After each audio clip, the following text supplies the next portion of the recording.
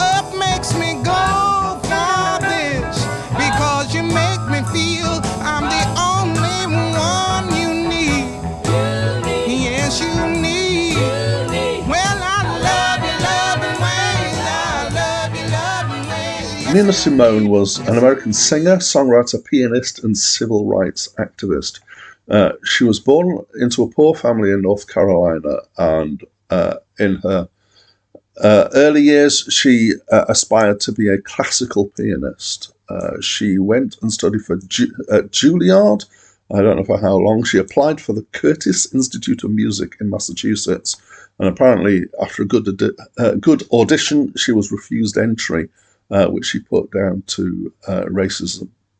She started playing in a nightclub in Atlantic City using a stage name, so her family didn't find out. They would not have approved of where she was playing. The manager insisted that she sang as well as played, and her career took off from there. So between 1958 and 1974, she released over 40 albums.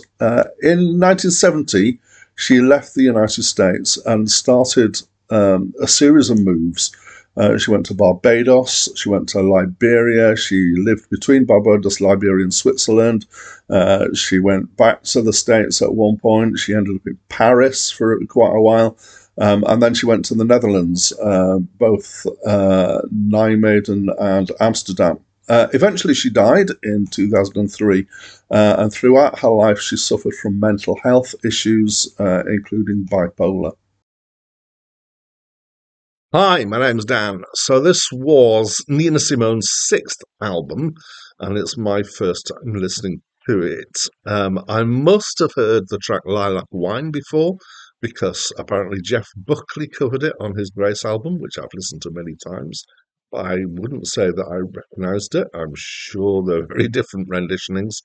So I would describe this album, well, it is described as vocal jazz, but I think that doesn't really do it justice. It's quite varied from rock and roll to almost folk.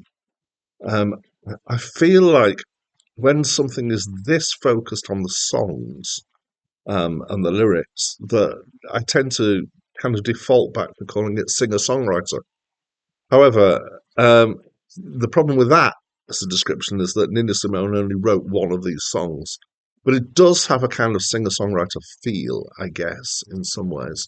It's the second of her albums that I've reviewed, and I really liked her first one. I really like this one as well. I really liked the first one that I reviewed. This is good. Um, and I think the thing that's different about this album, as well as kind of musically, it's not really most of the time feels like jazz. Um, but at this kind of time, a lot of people who were singing in this kind of scene, this kind of world, and I guess anything that would be called vocal jazz, it was about the show, and it was about the razzmatazz, and it was about being. Well, I kind of feel that a lot of that music felt quite superficial, but it was cool. And I think Frank Sinatra and Elvis at Vegas kind of epitomize those kind of things for me. Um, and this stands apart from other vocal music of the time in that it's got an intensity and an intent and an emotion and meaning to it, much more than many other things that were in a kind of similar world, as it were. So it's very piano and voice focused. Sometimes it's quite empty, with just her and her piano. Mostly there's a bits of backing, which are often quite minimal. Track one has got more to it. I Love Your Loving Ways, and there's a couple more that are, there's one where there's strings in it and there's kind of bigger production.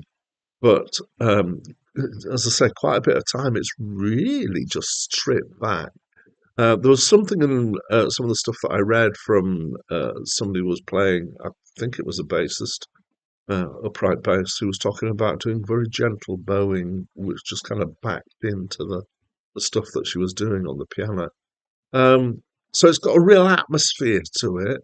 The piano recording is, I feel like the word woody comes to mind rather than it's not a bright, sparkling kind of sound.